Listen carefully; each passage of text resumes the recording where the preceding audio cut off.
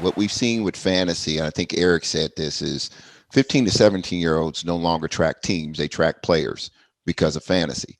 So the days of you growing up and watching a team with your dad and being addicted to that team, and that's your team for life, has kind of changed a little bit. And you're going to see it across even more disparity when you start the betting aspect, because one thing that we know, I have a 23-year-old and a 22-year-old and a 19-year-old. They love to bet. They're gamers.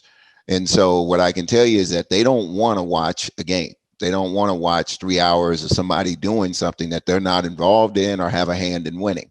That's what video games, and that's why 2K and Madden and those games are so effective, is it gives them a chance to play. And so when you look at the habits of what sports betting is and kind of what it brings you into a game. It gives you an opportunity to play, but there's also a community aspect to it. And what better community than fan bases? They are all mapped around something that is a liked type of team, player, something.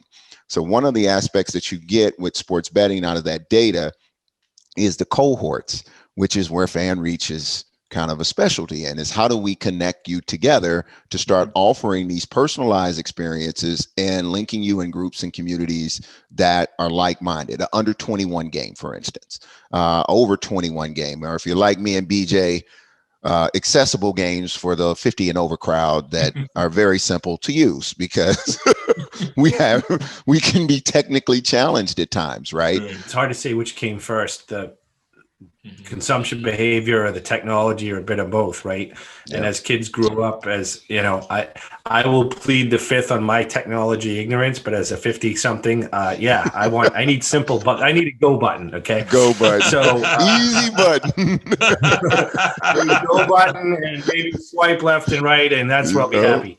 But the way kids are there. And I think that what you're talking about is the same problem that all of television faces, where you get a broadcast model, you're going to send out, I'm going to do my upfronts and my CPM, and that's your fan model.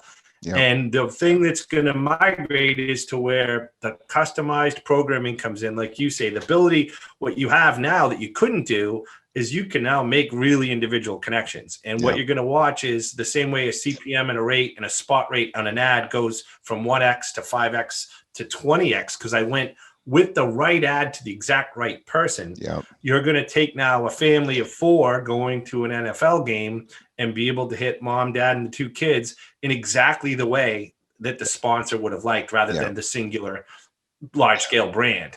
And that is going to mean that the ad rates are going to have to go up per spot, the tech, Yep. But I mean, you take again, consumer behavior with our mythical 15-year-old kids. They expect to be curated to. They're actually, where we wouldn't opt in and we don't like, if you give me the wrong ad, they're irritated. And why aren't you showing me what I want to see? And that is, a marketer's dream and a brand's dream. But I think that's what's going to go on. And look, the good news is with the fantasy, as players move, loyalties don't. And so I think you're actually, if anything, creating deeper fan, like the kids that I talk to today school me on football in a way that I couldn't even have imagined when I was their age.